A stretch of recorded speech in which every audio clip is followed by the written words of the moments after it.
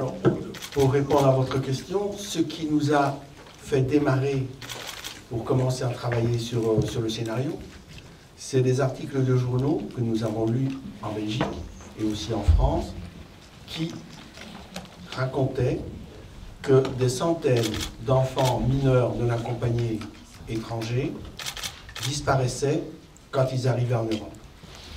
Certains parce qu'ils ne faisaient que passer, ils voulaient aller en Angleterre tout de suite. D'autres parce qu'ils savaient que lorsqu'ils allaient avoir 18 ans, ils n'auraient pas les papiers qui leur permettraient de rester en Europe.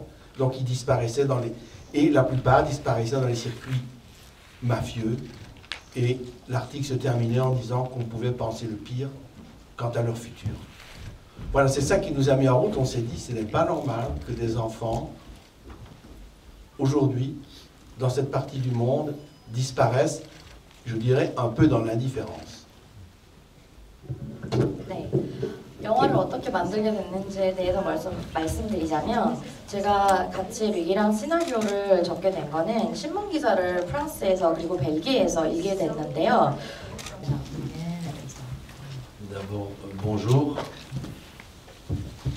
Bonjour, et moi aussi, comme mon frère, très heureux d'être ici, dans la Corée du Sud, qui est un pays que nous ne connaissions que par ses cinéastes, grands cinéastes. On dit que quand un pays a un grand cinéma, la critique est aussi grande. Espérons. Voilà. Alors, pour le décor de la drogue, c'est la police qui nous a donné les renseignements.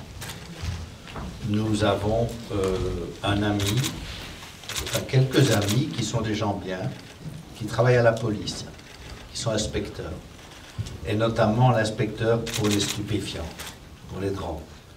Et c'est ce monsieur qui nous a montré quelques photos de plantations où il y avait eu des arrestations, des gangsters. Et nous sommes partis de ces indications, de ces photos, pour construire notre décor. Et on l'a construit dans une ancienne carrière, enfin c'est pas une carrière, c'est un ancien terri, vous voyez comme il y avait dans les charbonnages. Un ancien terri, et on a construit notre décor là, on l'a vieilli avec de la peinture, et voilà,